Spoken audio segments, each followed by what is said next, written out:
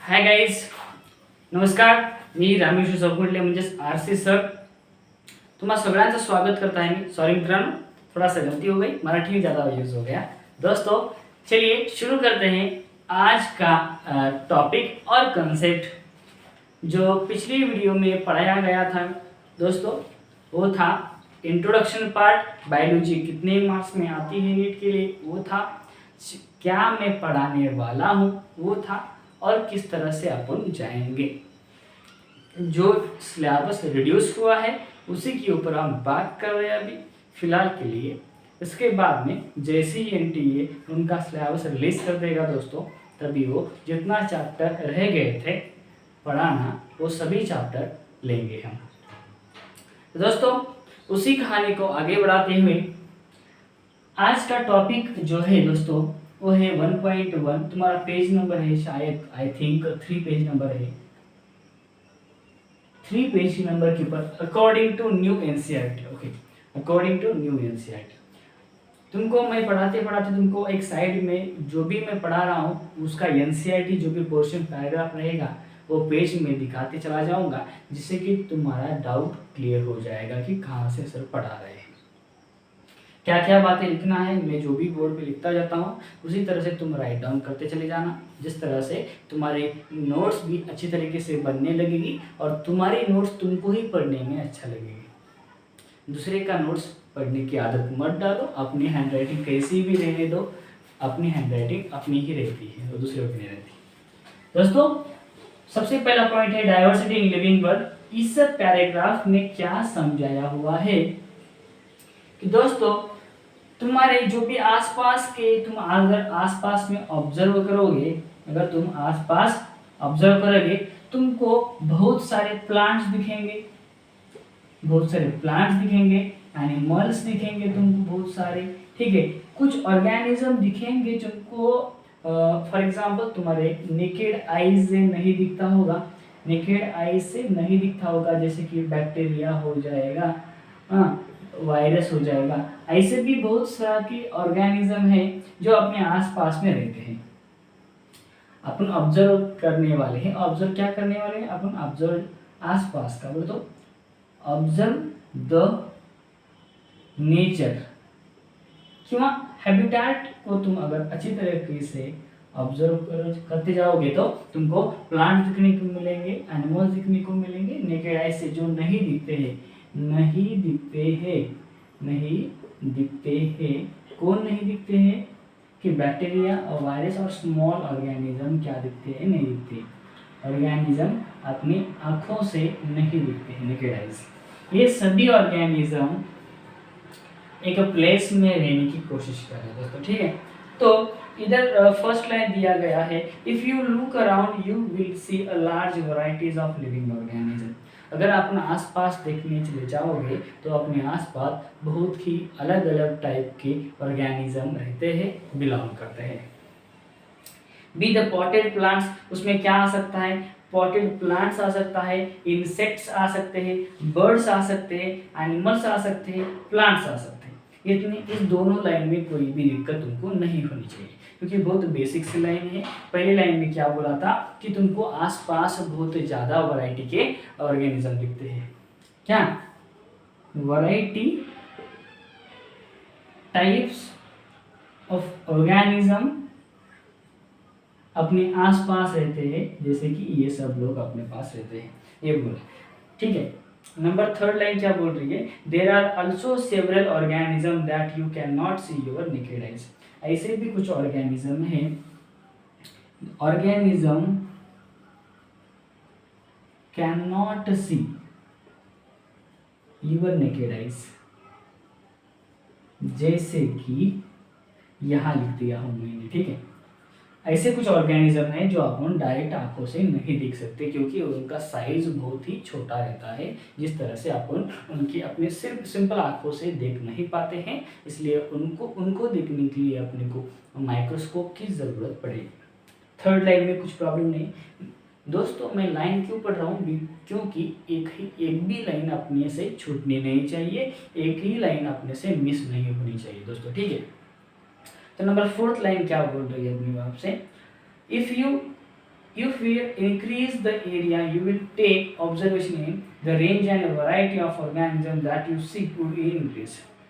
अगर तुम्हारा ऑब्जर्वेशन जो प्लेस है, तुम्हारा ऑब्जर्वेशन जो प्लेस है, ऑब्जर्वेशन जो प्लेस है अगर तुम बढ़ाओगे तो वैरायटी टाइप्स ऑफ ऑर्गेनिज्म की जो भी पॉपुलेशन है, ठीक है, जो बहुत सारे ऑर्गेनिज्म जो है वो भी क्या हो जाएंगी, बड़े हो जाएंगे, बहुत सारे इंक्रीज हो जाएंगे।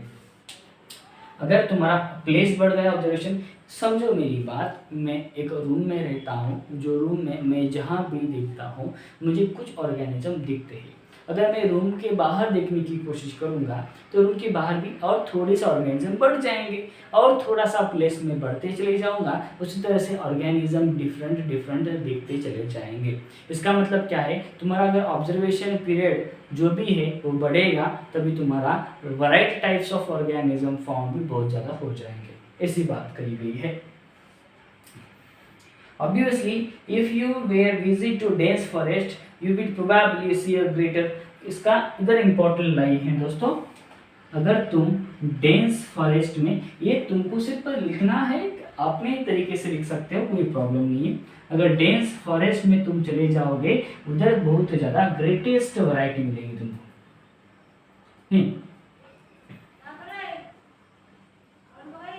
ग्रेटेस्ट वैरायटी तो बहुत ज़्यादा ही ऑर्गेनिज्म तुमको डेंस फॉरेस्ट में मिलेंगे, क्योंकि दोस्तों डेंस फॉरेस्ट में ना कोई घर है, ना पोल्यूशन है, ना एसिड रेन हो सकती है, ना कुछ बाधाएं आ सकती है। इसी कुछ भी बाधाएं अगर नहीं आ रही है तो उधर ऑर्गेनिज्म बहुत बड़ी संख्या में पाए जाएंगे, ठीक है दोस्तों।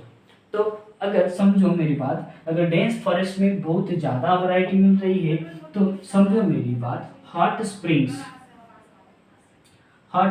देखो, और कुछ जो भी गर्म जगहें हैं वहाँ ऑर्गेनिज्म इसके कंपैरिजन में कम हो जाएंगे, यहाँ लो वैरायटी मिलेगी, ठीक है।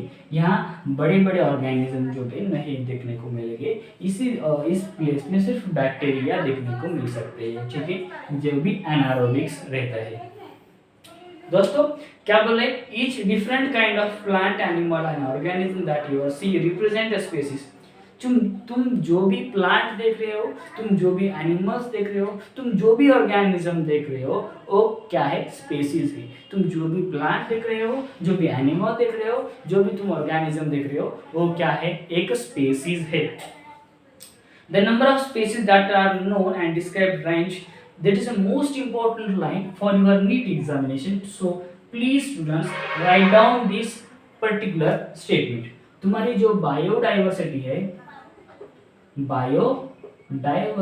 ये थोड़ा सा इंपॉर्टेंट है दोस्तों, उसकी जो रेंज है दोस्तों, रेंज बायोडाइवर्सिटी जिसकी रेंज है कितना है दोस्तों, ये तुमको वैल्यू याद रखनी पड़ेगी, कितना है, 1.7 to 1.8 बिलियन स्पीसीज। बिलियन क्या है अपने पास, स्पीसीज है, स्पीसीज अपने पास है, इतनी रेंज हो सकती है। अभी इसके अंदर वेरी स्मॉल टाइप के ऑर्गेनिज्म भी बिलोंग कर सकते हैं और बहुत ही बड़े ऑर्गेनिज्म भी बिलोंग कर सकते हैं। सब तरह की स्पीशीज 1.7 बिलियन से लेकर 1.8 बिलियन तक मानी जा रही है, ये सबसे इम्पोर्टेंट लाइन है। ये जस्ट तुमको पढ़ने के लिए बोल दिया मैं। देखो दोस्तों, पहले जो भी पैराग्राफ था नया एनसीईआरटी में वो सब खत्म हो गया है, उस पैराग्राफ में क्या समझाया गया है और एक बार मैं बताता हूँ, तुम ध्यान से सुनो। अगर तुम ऑब्जर्व करोगे इन नेचर, थोड़ा सा हैबिटेट में, तुम अगर आसपास में थोड़ा सा ऑब्जर्व करोगे दोस्तों, तुमको प्लांट्स मिलेंगे, एनिमल्स मिलेंगे, बर्ड्स भी मिल सकते हैं बहुत सारे, ठीक है, बर्ड्स भी मिल सकते हैं। अगर तुमको कुछ ऑर्गेनिज्म जो है, वैरायटी टाइप्स ऑफ ऑर्गेनिज्म तुमको मिल सकते हैं। अगर कोई ऑर्गेनिज्म तुम्हारे आंखों से नहीं, can not see your naked eyes, तुमको नहीं दिख सकते, तो वो क्यों नहीं दोस्तों, बैक्टीरिया एंड वायरस हो सकते हैं और स्मॉल ऑर्गेनिज्म भी हो सकते हैं। तो अगर तुम्हारा ऑब्जर्वेशन प्लेस बढ़ गया दोस्तों, अगर तुम्हारा ऑब्जर्वेशन प्लेस बढ़ गया तो वैरायटी टाइप्स ऑफ ऑर्गेनिज्म जो भी है उसका भी नंबर ऑफ ऑर्गेनिज्म भी इंक्रीज हो सकते हैं। सो दोस्तों, अगर your observation place is increases, so that depends upon variety types of organism is also increases. So you will observe the dense forest. You will, for example, you will go the Amazon forest. ठीक है, you will see greatest variety types of organism can live with each other. So जिस जगह में कुछ भी हानि नहीं है, कुछ भी पोल्यूशन नहीं है, कुछ भी ह्यूमैनिटी पावर नहीं है, उसी प्लेस में बहुत ज़्यादा वैरायटी देखने को मिलेगी दोस्तों। जहाँ एनिमल बिलोंग नहीं करते हैं, for example hot springs are there, so in this place particular low variety types of organism can belong, so that is no more organism can be found. So these all information about last but not the least, biodiversity means the different types of organism are belong to some place that is called as biodiversity. Biodiversity range में 1.7 से लेकर 1.8 billion species क्या होते belong करते हैं दोस्तों। इसी तरीके से पहला पेज का जो भी इंफॉर्मेशन था मैंने लिख दिया हूं, तुम स्क्रीनशॉट निकाल के लो। मिलते हैं अभी जल्दी आगे बढ़ते हैं दोस्तों। नेक्स्ट पेज की तरफ की जाएंगे अपन। बायोडाइवर्सिटी जो भी है इसका मतलब क्या है दोस्तों। नंबर बोले तो कितने सारे नंबर हो सकते हैं, देखिए कितने नंबर है दोस्तों, 1.7 to 1 बिलियन ईयर्स जो भी है ये क्या है, स्पेसीज की रेंज है और बहुत ही ज़्यादा टाइप्स के ऑर्गेनिज्म अर्थ में पाए जाते हैं। इसको ही हम क्या बोलेंगे, बायोडाइवर्सिटी बोलेंगे दोस्तों। इसको डिटेल में एक्सप्लेनेशन कब करेंगे, जब अपन लास्ट 12th चैप्टर का लास्ट जो भी है बायोडाइवर्सिटी उसमें ज़्यादा और एक्सप्लोर करेंगे चीज़ें। तो दोस्तों इसके बाद में तुमको अगर पेज नंबर 4 की तरफ आओगे तो बोला है वी शुड रिमेंबर दैट हर दिन बहुत सारे ऑर्गेनिज्म की खोज होते जा रही है। नए ऑर्गेनिज्म जो भी है मिल रहे हैं, उनके नाम्स और जो भी है वो सब ऐड होते जा रहे हैं। अभी ये भी जो नंबर है दोस्तों बढ़ सकता है, कोई प्रॉब्लम नहीं है, लेकिन एनसीईआरटी में इतना तुमको दिया है तो याद रखना पड़ेगा। कितना स्पेसिस का रेंज है, 1.7 to 1.8 बिलियन स्पेसिस का क्या है रेंज है अपने अर्थ के ऊपर। उसके बाद में क्या बोला है दोस्तों, as stated earlier that there are millions of plants and animals in the world, we know the plants and animals in our own area they know much. अपने को जो भी दोस्तों अपने घर के बाहर देखने चाहिए, अपने घर के बाहर गांव में अपने को जो भी प्लांट्स एंड एनिमल्स रहते हैं, फॉर एग्जांपल मैं महाराष्ट्रियन हूँ, मैं मराठी पीपल हूँ दोस्तों, तो मैं जो भी हमारे घर के बाहर में जो भी अभी ऑर्गेनिज्म के नाम है तो मैं उसको मेरे मराठी मदर टंग में बोल सकता हूँ। तुम्हें उसी ऑर्गेनिज्म के तुम्हारी लैंग्वेज में थोड़ा सा अलग बोल सकते हो, इंग्लिश में अलग बोल सकते हैं, हिंदी में अलग बोल सकते हैं, तेलुगु में अलग बोल सकते हैं, कन्नड़ में अलग। इसका मतलब जो भी दोस्तों है ऑर्गेनिज्म का नेम जो है दोस्तों अपने हिसाब से रखते हैं, उसको बोलेंगे दोस्तों लोकल नेम्स बोलेंगे। क्या बोलेंगे, लोकल नेम्स बोलेंगे और कॉमन नेम्स बोलेंगे। ठीक है, क्या बोलेंगे, लोकल नेम्स बोलेंगे।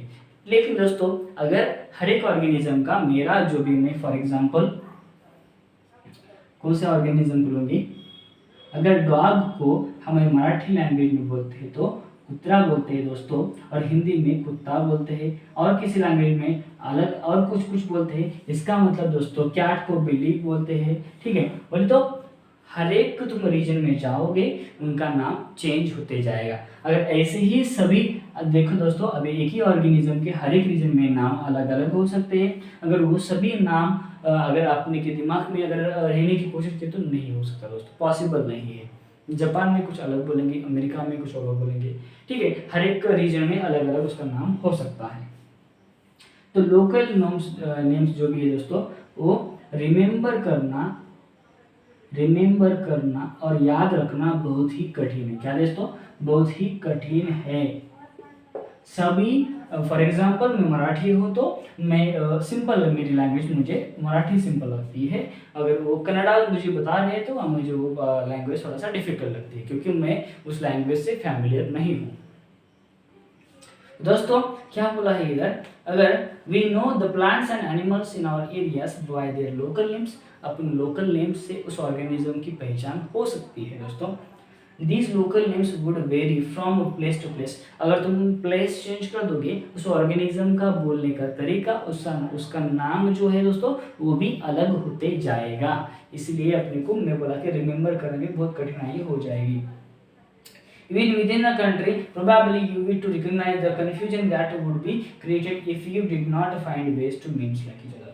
अगर उसका सही तरीके से एक प्रॉपर अगर नेम रख दो तो उसको सभी रीजन में, जस्ट लाइक फॉर एग्जांपल अगर मैं शुगर जो भी है दोस्तों, एक शॉप में चला गया, उस शॉपकीपर को जो बोला मैं 1 kg शुगर चाहिए, क्या चाहिए मुझे 1 kg शुगर चाहिए। जो ये kg है दोस्तों ये क्या है, मेजरमेंट का तरीका है, मेजरमेंट करने वाले जो भी है उसका क्या है, इंस्ट्रूमेंट का ये है। फॉर एग्जांपल ये किससे लिया है दोस्तों, MKS से लिया है, ठीक है। MKS सिस्टम और CGS सिस्टम रहती है ना, यम बोले तो मास किलो सेकंड, ऐसा कुछ तो है उसका नाम, ठीक है। मीटर किलो सेकंड ऐसा कुछ तो नाम है दोस्तों। फिजिक्स का मुझे उतना ज्ञान नहीं है। इसका मतलब क्या है दोस्तों, अगर मैं इधर इंडिया में रहकर शुगर 1 kg में शॉपकीपर को मांग रहा हूँ तो अमेरिका में भी वही शुगर दूसरा आदमी 1 किलोग्राम में ही मांगेगा।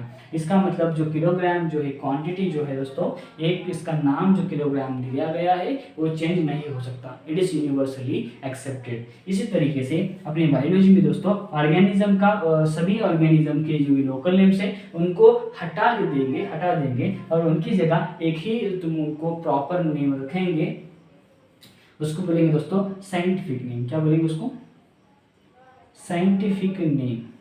लोकल नेम से क्या होगा दोस्तों, कंफ्यूजन बहुत बड़े होते जाएंगे। इंडिया में बहुत सारे स्टेट है, बहुत सारे स्टेट में उस ऑर्गेनिज्म का नाम बहुत सारे हो सकता है, और बाहर भी कंट्री में बहुत सारे क्या हो सकते हैं, स्टेट्स हो सकते हैं, उधर भी नाम बहुत सारे अलग अलग हो सकते हैं। इसलिए उस ऑर्गेनिज्म का एक ही नाम होना चाहिए जो हर वर्ल्ड में हर जगह में उनको याद रहना चाहिए, इसलिए उसको बोलेंगे scientific name. Here the need to standardize the naming of an organism such that particular organism is known by same name all over world। मैं यही बात किया हूँ, अगर एक ऑर्गेनिज्म का नाम जो है ऑल ओवर वर्ल्ड में, एक ऑर्गेनिज्म का नाम जो है दोस्तों, ऑर्गेनिज्म का जो भी नेम है ऑल ओवर वर्ल्ड में, कितना दोस्तों, ऑल ओवर वर्ल्ड में क्या होना चाहिए, सेम होना चाहिए। क्या दोस्तों, सेम होना चाहिए। उसको बोलेंगे दोस्तों अपन नॉमेनक्लेचर। क्या बोलेंगे, नॉमेनक्लेचर। नॉमेनक्लेचर बोले तो दोस्तों, नॉमेनक्लेचर का जो भी मीन्स है, उसका जो भी अर्थ है दोस्तों, नॉमेनक्लेचर बोले तो मराठी लैंग्वेज में बोलते हैं उसको नामकरण, ठीक है, नामकरण उसको बोलते हैं, ठीक है। इसी तरीके से दोस्तों इधर तक अपन अच्छी बात से समझा चुके हैं, जस्ट लाइक सी द। तो स्क्रीनशॉट निकाल के लो।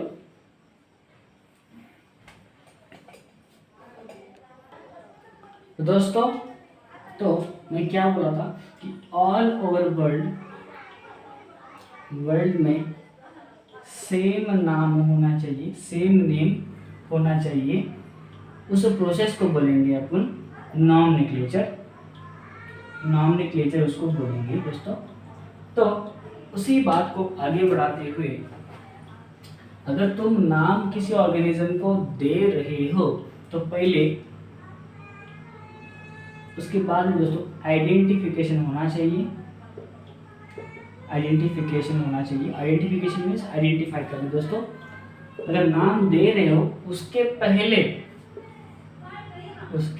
पहले नाम देने से पहले ऑर्गेनिज्म कैसा दिखता है दोस्तों, उसको आइडेंटिफाई करना चाहिए, उसका आइडेंटिफाई करना, इसलिए उसको बोलेंगे आइडेंटिफिकेशन। तो नंबर 1 दोस्तों आएगा आइडेंटिफिकेशन, आइडेंटिफिकेशन आ जाएगा। नंबर 2 में आ जाएगा दोस्तों नॉमेनक्लेचर, नॉमेनक्लेचर आ जाएगा दोस्तों। नंबर 3 में तुमको आ जाएगा दोस्तों क्लासिफिकेशन। अगर तुम नाम दे दिए हो तुमको क्लासिफाई भी करना आना चाहिए कि ऑर्गेनिज्म किस कैटेगरी में बिलोंग करता है दोस्तों, ठीक है। ठीक है।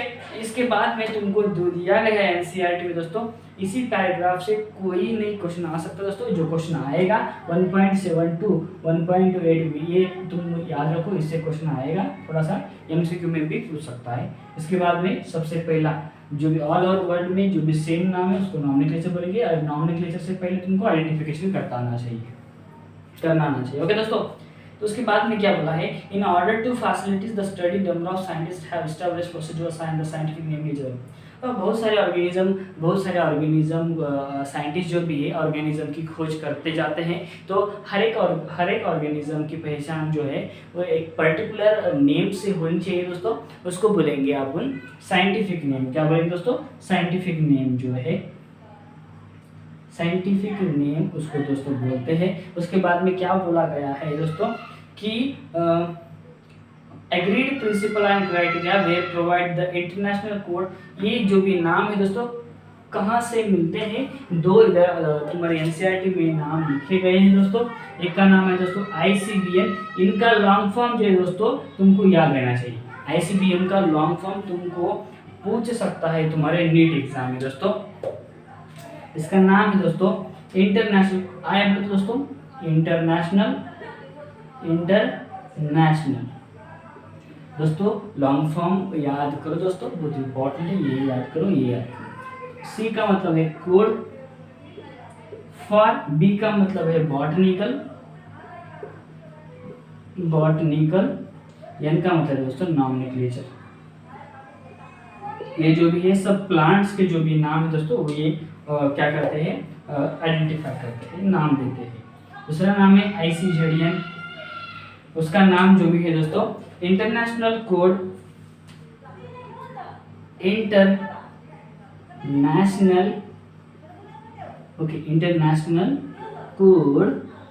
For zoological nomenclature. दोस्तों तुम्हारा लॉन्ग फॉर्म जो भी है ये एकदम दिमाग में सेट हो जाना चाहिए। तुम्हारा लॉन्ग फॉर्म जो भी है दिमाग में पूरा रह जाना चाहिए दोस्तों, ठीक है। ये थोड़ा सा इंपॉर्टेंट डाटा है दोस्तों, इनको सेव कर लो माइंड में, इसको सेव कर लो, इसको सेव कर लो, ठीक है दोस्तों। उसके बाद में क्या है, you may ask how to animal का भी बोल दिया मैंने। The scientific names ensure that each organism has only one name. Scientific name से क्या होता है दोस्तों, एक ऑर्गेनिज्म का सिर्फ एक ही नाम साइंटिफिक रहता है जो ऑल ओवर वर्ल्ड में उसको बुलाते हैं दोस्तों।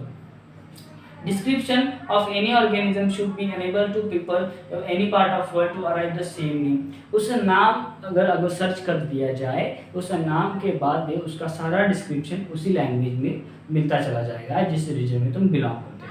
अगर हिंदी में कोई आदमी बिलोंग करता है तो हिंदी में लैंग्वेज चाहिए, इंग्लिश में चाहिए, मराठी में चाहिए, कन्नड़ा में चाहिए, बाहर जा रहे तो बाहर भी चाहिए, लेकिन नाम जो है दोस्तों उस ऑर्गेनिज्म का वो सेम रहेगा सबके, इसलिए उसको साइंटिफिक नेम बोलते हैं।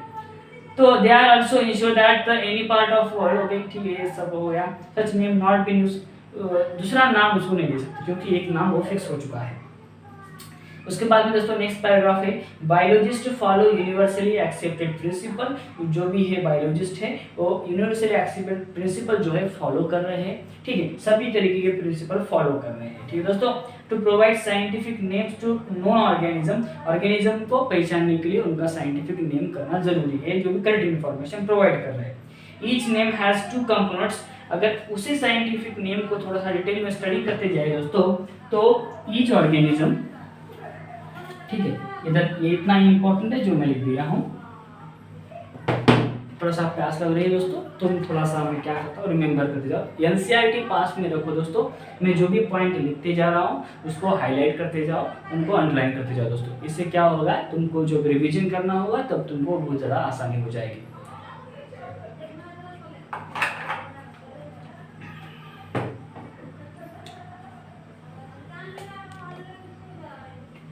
तो दोस्तों ये तुम नोट डाउन कर लो। बाद में क्या बोला है, जो भी साइंटिफिक नेम है दोस्तों,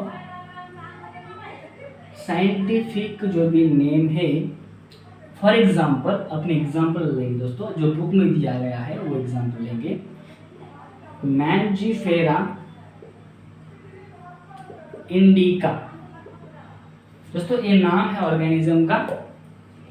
सबसे पहली बात, ये जो भी फर्स्ट नेम है दोस्तों, क्या बोला मैं, फर्स्ट नेम जो भी है दोस्तों, फर्स्ट नेम जो भी है दोस्तों, फर्स्ट नेम क्या दिखाता है, क्या डिनोट करता है? First name generic name, generic name दिखाता है। जेनेरिक नेम इसका मतलब क्या है दोस्तों? जीनस, ठीक है, जीनस का नाम दिखाता है। जो भी दोस्तों सेकंड नेम जो भी इंडिका दिखा रहा है वो स्पेसिफिक एपिथेट है, स्पेसिफिक एपिथेट है। इसका मतलब क्या है दोस्तों? स्पेसिफिक एपिथेट है, इसका मतलब क्या है दोस्तों? स्पेसीज के बारे में बताता है, कौन से स्पेसीज में बिलोंग करता है। तो फर्स्ट नेम जो भी है दोस्तों वो जीनस दिखाता है, और दूसरा जो भी है स्पेसिफिक एपिथेट दिखाता है। ये थोड़ा सा ज़्यादा इंपॉर्टेंट है दोस्तों। First name has two components, एक नाम के दो कंपोनेंट्स हो सकते हैं। फर्स्ट कंपोनेंट जो भी है दोस्तों वो क्या है? जेनेरिक नेम है, उसको जीनस का नाम बोलेंगे। जो सेकंड वर्ड जो भी है दोस्तों स्पेसिफिक एपिथेट है, जो स्पेसीज के बारे में बताता है। इसीलिए टू कंपोनेंट बोला। The naming system given by Carlos Linnaeus being practice by Linnaeus वाल्डोर। ये जो भी नेमिंग दिया गया है दोस्तों, इधर एक नाम है और इधर एक नाम है, एक और एक दो, दो बोले तो दोस्तों बाय नाम दे रहे हैं, एक और एक बोले तो दो दोस्तों, दो का नाम है बाय, बाय नॉमियल, नॉमियल बोले तो नाम देने वाला, binomial nomination, binomial, by nomenclature दिया जो भी है दोस्तों। कौन दिया है? अपने पास साइंटिस्ट का नाम बहुत अच्छी तरीके से, इससे क्वेश्चन बनेगा दोस्तों, इससे क्वेश्चन नीट में 100% बनेगा दोस्तों। पिछला जो भी पढ़ाया हूँ तो सबको याद है, जो इससे क्वेश्चन नहीं आएगा, लेकिन इससे क्वेश्चन जरूर आएगा दोस्तों, जो भी तुमको बोर्ड पे दिया गया हो। बायनॉमियल नॉमिनिक्लेचर कौन दिया है दोस्तों? Carolus Linnaeus. दोस्तों दिमाग में गांठ बांध कर लो, तुमको यह क्वेश्चन इधर से आएगा, क्योंकि फर्स्ट चैप्टर से बहुत सारा क्या हो गया, पोर्शन डिलीट हो गया है, इसलिए क्वेश्चन आने की चांसेस इसी में से है। ठीक है दोस्तों, कार्लस लिनियस इनका नाम है। जो ये बायनॉमियल नॉमिनिक्लेचर दिए गए हैं, is being practised by all over the world, बहुत सारे ऑर्गेनिज्म के नाम दिए गए। ठीक है, this naming system used in two word format found in convenient, दो वर्ड के फॉर्मेट में यूज हो रही है, जो अपने को समझने के लिए बहुत ही इजी जा रही है। Let us take an example mango to understand with providing scientific name better. The scientific name of mango is called as Mangifera indica। जो मेरा नाम दिया हूँ ये कौन है दोस्तों? मैंगो का नाम है। क्या है? मैंगो का नाम है। कौन सा नाम है? साइंटिफिक नाम है, जिसको मैंजीफेरा इंडिका बोलते हैं। मैंजीफेरा फर्स्ट नेम है, फर्स्ट कंपोनेंट है जो कि जीनस का नाम दिखाता है। इंडिका सेकंड है जो कि स्पीशीज के बारे में बताता है। ये दोनों नाम मिलकर दोस्तों ये क्या होता है? दो बनते हैं, इसलिए इसको बायनॉमियल नॉमिनिक्लेचर बोलते हैं, जो भी कार्लस लिनियस के बारे में बताता है। Let us see example binomials in the, जो भी तुमको बताया गया हूँ इस तरह से सभी इधर ही खत्म हो जाएगा दोस्तों। ये सब अच्छी तरीके से पढ़ लो। 4 रूल्स तुमको बताऊंगा मैं, इसके बाद में 4 रूल्स के बाद में यही अपना लेक्चर समाप्त करेंगे दोस्तों। लेक्चर को लेंदी नहीं करते हैं, क्योंकि बहुत ज़्यादा टाइम अगर हो जाएगा तो तुमको भी ज़्यादा मूड ऑफ हो जाएगा, इसलिए मैं यही समाप्त करता हूँ आज का लेक्चर दोस्तों। कल के लेक्चर में आप पढ़ेंगे दोस्तों 4 इम्पॉर्टेंट रूल्स ऑफ नॉमिनिक्लेचर, कैसे रूल्स होने चाहिए, जो भी क्वेश्चन नीट में कई बार पूछा गया है, जिससे इस साल भी नीट 2024 में पूछने के बहुत ज़्यादा चांसेस है दोस्तों, इसलिए कल का लेक्चर मिस मत करिएगा। ठीक है, तो और मैं कम से कम दोस्तों 1 2 समझो 3 4 और 5 अभी सब मिला के दोस्तों 5 to 6 वीडियोस बन जाएंगे। 5 to 6, मिनिमम 5 मैक्सिमम 6। इनके अंदर दोस्तों मैं जो पढ़ा रहा हूँ दोस्तों, उनके में PYQ भी लेके आऊँगा दोस्तों। तुम्हारे दिमाग में चल रहा होगा कि PYQ कितने साल तक करने हैं दोस्तों। PYQ जो भी है 2016 के बाद के PYQ करते चले जाओ, क्योंकि दोस्तों ये नीट जो भी है दोस्तों 2016 से बाद में क्वेश्चन अच्छे बनाने की कोशिश कर रहा है। ठीक है, उससे नया पैटर्न है दोस्तों NCERT का, इसलिए 2016 के बाद से PYQ करते चले जाओ। मैं भी इधर हो सके मेरे से पॉसिबल तो मैं भी इधर PYQ ले लूँगा 2016 के बाद में की सभी PYQ। उससे पहले भी मत करिए दोस्तों, क्योंकि वो ओल्ड एनसीईआरटी से है, इसलिए उनके आने के चांसेस बहुत ज़्यादा कम है। ठीक है दोस्तों, अगर यही मैं मेरा लेक्चर समाप्त करता हूँ दोस्तों। अगर तुमको अच्छा लग रहा है तो लाइक कर दीजिए दोस्तों, क्योंकि मैं मराठी रीजन से बिलोंग करता हूँ, इसलिए मेरी हिंदी उतनी अच्छा नहीं है, हिंदी उतना अच्छी नहीं है दोस्तों, फिर भी मैं ट्राई कर रहा हूँ तुम्हारे साथ कंफर्टेबल होने के लिए। ठीक है दोस्तों, कोई बात जो है अगर कोई मिस्टेक हो गई तो माफ़ कर दीजिए। ठीक है, अगर कोई नया आदमी अपने पास नया स्टूडेंट कोई देख रहा है तो उनको सब्सक्राइब जरूर कर दीजिए दोस्तों। मिलते हैं अगले। Thank you so much.